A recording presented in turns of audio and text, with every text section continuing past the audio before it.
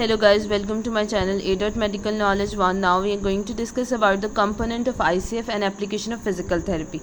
इसका background देखा जाए तो physical therapy profession जो हुआ वो evolve हुआ scope of practice has moved beyond the the management and remediation of disability now include promoting the well-being of a healthy individual, preventing and reducing the risk factor that may lead to disability while considering external factor, internal personal factor that influence each person response to their health. Physical therapy profession जैसे evolve हुआ तो हमने इसको क्या किया कि management की कि डिसेबिलिटी की तरफ पेशेंट को ना लेके जाए और हेल्दी इंडिविजुअल की तरफ लेके आए और रिड्यूस करे रिस्क फैक्टर्स को, डिसेबिलिटी की तरफ ना जाए, एक्सटर्नल एनवायरनमेंट फैक्टर वगैरह को हमने मद्देनज़र रखा और पर्सनल फैक्टर्स को भी।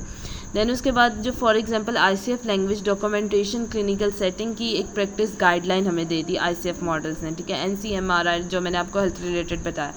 देन उसके बाद हेल्थ कंडीशन के बारे में आता है एक पैराग्राफ। इसमें जो आपने करने वाला है जो चीज़ें हाईलाइटेड है सिर्फ वही कर ले, दैट इज़ इनफ, ठीक है। हेल्थ कंडीशन जो होती है टर्मिनोलॉजी आईसीएफ मॉडल ने सबसे पहले यूज़ की, जिसमें उसने बताया कि एक्यूट प्रोसेस है, क्रॉनिक डिजीज़ है, डिसऑर्डर है, इंजरी है, एजिंग है, प्रेगनेंसी है, ये स्ट्रेस है, ये सारी कंडीशन को आपने मद्देनज़र रखना है मेडिकल डायग्नोस करने से पहले।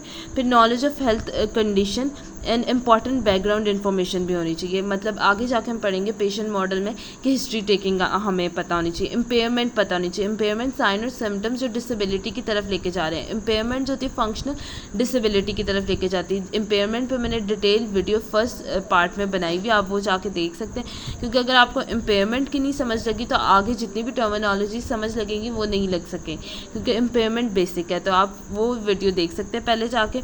इम्पेयरमेंट होगी तो आपकी रिस्ट्रक्शन होगी, ठीक है, और रिस्ट्रक्शन जब आपकी मूवमेंट में होगी तो आपकी हेल्थ कंडीशन पे इफेक्ट करेंगे।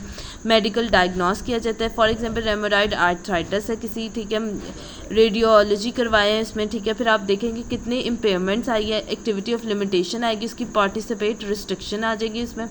फिर उसमें आप देखें कि बोनी स्ट्रक्चर कैसे, एनाटमी, ये सारी चीज़ आपने हेल्थ कंडीशन में पढ़ ली कि फॉर एग्जांपल कि आपने देखा कि उसकी प्रेगनेंसी थी, क्रॉनिक डिसीज़ थी, कि एक्यूट थी, इंजरी क्या थी, एजिंग की थी, प्रेगनेंसी क्या थी, इम्पेयरमेंट को आपने देख लिया, ठीक है, फिर मेडिकल डायग्नोसिस करवा दिए, जैसे रेडियोलॉजी एक्सरे वगैरह की ज़रूरत पड़ी तो आपने वो करवा लिया। देन उसके बाद बॉडी फंक्शन एंड स्ट्रक्चर्स आ जाते हैं। फर्स्ट कंपोनेंट इसमें क्या है, फिजियोलॉजी फंक्शन और एनाटमी आपने देखने की क्या फिजियोलॉजी फंक्शन और बॉडी के इफेक्ट हो रहे हैं, बॉडी के स्ट्रक्चर एनाटमिकल फंक्शन इफेक्ट हो रही हैं, ये दो चीज़ें देखनी है, ठीक है। देन उसके बाद हमारे पास आती है टाइप ऑफ इम्पेयरमेंट आती है। इम्पेयरमेंट कहती है लॉस होती है इंटीग्रिटी और physiological anatomical and psychological function. Impairment में हमारे पास क्या आ गया, कि हमारे पास लॉस आ गई फिजिकोलॉजिकली, हमारे एनाटमिकल मसला है, साइकोलॉजिकल फंक्शन का भी आ गया, ठीक है, रिफ्लेक्शन आ गई। सम इम्पेयरमेंट जो होती है बॉडी स्ट्रक्चर की वो अपेरेंटली फिजिकल थेरेपी एग्जामिन कर लेता है, विजुअली हम देख सकते हैं, ठीक है, इम्पेयरमेंट्स को। फॉर एग्जाम्पल विजुअल इम्पेयरमेंट में आता है जॉइंट की स्वेलिंग होगी, कोई बंदा आया उसकी जॉइंट की स्वेलिंग होगी, स्कारिंग होगी, दाग पड़े हुए, ओपन वुंड है, जख्म खुला हुआ, लिम्फाइड एडीमा होगा, लिम्फाइड नॉड्स में एडीमा होगा, एडीमा कहता है फ्लूइड की एकोमुलेशन को हम कह रहे होते हैं। एम्प्यूटेशन हो गया, कोई पार्ट लिम्ब का कटा हुआ है, पैल्पेशन के जरिए देख लिया, एडिशन देख ली, मसल्स के स्पाज्म देख लिया, जॉइंट क्रीपिटिस देख लिया। अक्सर आपने देखा होगा कि जब आप मूव करें तो क्रैकिंग वॉइस आ रही होती है अक्सर कॉट पेशेंट में भी जॉइंट्स में से, ठीक है, तो वो जो होता है वो सनावर फ्लूइड की लुब्रिकेशन की वजह से होती है, वो प्रॉब्लम को आपने देख लिया, मतलब ये आपको देखने से पता लग रहा है, विजुअली पता लग रहे हैं। फिर कईयों में हम क्या करते हैं, इमेजिंग टेक्निक यूज़ करते हैं इमेजिंग, जिसमें रेडियोग्राफी कर रहता है, एमआरआई करवा रहे होता है, हम कह रहे होते हैं एक्सरे करवा के हड्डी का मसला ना आ गया, ठीक है। इम्पेयरमेंट जो होती है ये बॉडी फंक्शन पेन रिड्यूस करी होती है, सेंसेशन को, रेंज ऑफ मोशन को, मसल की जो स्ट्रेंथ है उसको, पावर एंडोरेंस को, इबनॉर्मल रिफ्लेक्सेस को रिड्यूस कर रही होती है, वेंटिलेशन कर रही होती है, ये सारी चीज़ें कर रही होती है, ठीक है। देन उसके बाद आता है फिजिकल थेरेपिस्ट। फिजिकल थेरेपिस्ट जो होता है वो केयर सर्विस प्रोवाइड कर रहा था पेशेंट को, अपने क्लाइंट को। पेशेंट और क्लाइंट का भी डिफरेंस मैंने आपको बताया हुआ फर्स्ट वीडियो में। मस्कुलोस्केलेटल, न्यूरोमस्कुलर, कार्डियोवास्कुलर, ये सारी चीज़ों को वो क्या कर रहा होता है, उसका काम क्या होता है, केयर सर्विस प्रोवाइड करना। एंड देन उसके बाद आता है प्राइमरी एंड सेकेंडरी इम्पेयरमेंट आ रही होती है, 3 किस्म की इम्पेयरमेंट होती है। सबसे पहले हम प्राइमरी इम्पेयरमेंट देखते हैं। इम्पेयरमेंट जो होती है हेल्थ कंडीशन की वजह से होती है, एक जो होती है primary empire, pre existing empire, और होती है सेकेंडरी इम्पेयरमेंट। फॉर एग्जाम्पल दे रहा है वो, ठीक है। फॉर एग्जाम्पल देखें, एक फिजिकल थेरेपी के पास एक मेडिकल डायग्नोस आया, ठीक है, सिंड्रोम आया टेंडनाइटिस का, रोटेटर कफ का, ठीक है, पैथोलॉजिकल कंडीशन।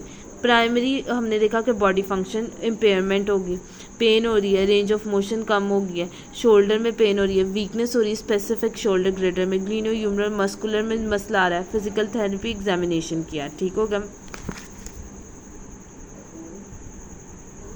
तो हमने कहा कि shoulder pathology pre existing posture impairment is second impairment. ठीक है, जो शोल्डर की उसने कहा कि मेरे पेन हो रहा है, कि मेरी शोल्डर में दर्द है, मेरी रेंज ऑफ मोशन कम होगी, मैं नहीं चल सकता, ये सारी चीज़ें आई। तो हमने कहा ये प्राइमरी इम्पेयरमेंट उसने बता दी। बाद में जब हमने उसकी हिस्ट्री ली तब हमें पता लगा कि उसका पोस्चर का मसला था, तो इसकी वजह से ये आया मसला। तो ये क्या होगी, second impairment. Composite impairment, composite impairment के बहुत ज़्यादा मसले हैं, कोई अनसर्टनटी है, मल्टीपल मसले आ रहे हैं, कॉज अराइजेस कंबाइंड, प्राइमरी और सेकेंडरी भी मिक्स आ गया इसमें। फॉर एग्जांपल देखिए, स्प्रेन ऑफ एंकल, मोच आ गई पॉइंट में, टेलियोफिब्रोरल लिगामेंट जो होता है वो टीयर उसका आ गया, इमोबिलाइज हो गया, सेवरल वीक के लिए रहा है। ठीक है, बैलेंस इम्पेयरमेंट हो गया लोअर एक्सट्रीमिटी का, इमोबिलाइजेशन रिमूव होगी, क्रॉनिक लिगामेंट इंजरी आ गई, एंकल, अब उसके साथ साथ उसके ये चीज़ें आ गई, रेंज ऑफ मोशन सब कुछ कम हो गया जो पहले हुआ प्राइमरी सेकेंडरी। साथ ही साथ प्रोपिनोसेप्टिव वीकनेस आ जाएगी, मतलब उसका बैलेंस नहीं रहेगा। ठीक है, ब्रेन से जो कंट्रोल होती चीज़ें वो नहीं हो पा रही होंगी। ठीक है,